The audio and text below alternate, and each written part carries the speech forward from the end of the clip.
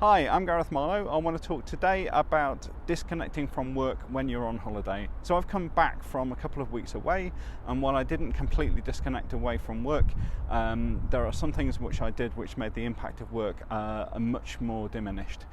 Why is this important? Well, two reasons. One is burnout. If you don't do something to manage the stress and the pressure that you're under and having some kind of respite and break from it, you will break yourself eventually. Might not be this year, might not be next year, but it will come at some point.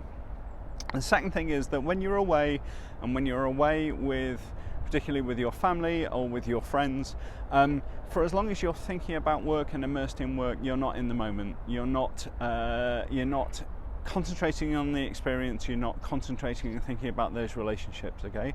So it's not good for you, and it's not good for the people that you're with if you are still connected to work in that sort of continual sense. I think it's unrealistic to expect most people to shut off completely. I mean, if we're doing jobs that we enjoy, essentially that whole enjoyable process doesn't stop once we're physically away from the office. But I think there are a lot of things that we can do to bring things into check.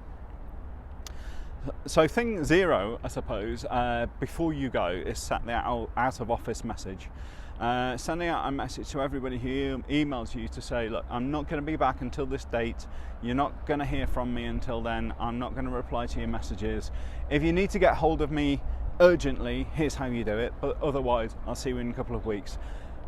It sends a really important signal. It lets people know where they stand and what to expect, but also you know yourself that you've done that. You know yourself that you've set some expectations. So thing zero, set an out of office.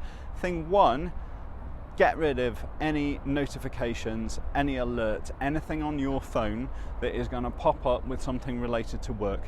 Okay, so it might be emails or Slack or anything from social media, anything that is going to pop up a banner or put a number on a badge on an app. Get rid of that. Okay, disable all of that stuff, because part of what being able to disconnect your mind from work involves is not being interrupted by work, and for as long as those notifications are taking place, you're going to get that interruption. So if you do nothing else, do that. The second thing to do is to delete from your phone any apps that are going to take you straight into those tools. So even if you have disabled notifications, if you've still got the Slack app on your phone, if you've still got the social media, Twitter or LinkedIn app on your phone, it just makes it much easier for you to go in there and take a look. You can still go in and take a look if you want. Do that from a laptop in the evening at a time that you think about, not just constantly when you're out and about, phone out of the pocket, take a little look, and go into Slack or go into LinkedIn or kind of do whatever. So yeah, first thing is notifications. Second thing is delete the app. And then the third thing is where you can't delete the app, disable the profile. So for most of us, we have personal email and personal calendar and work email and work calendar on our phones. Just go into your phone and disable the work profiles so that the stuff is gone from your calendar, it's gone from your inbox. If you need to access it, it is still there. You can still go in and log in on your laptop or even re-enable it on your phone, but it's not that constant reminder that work is there. You know, it's something that you have to take explicit steps to go and explore.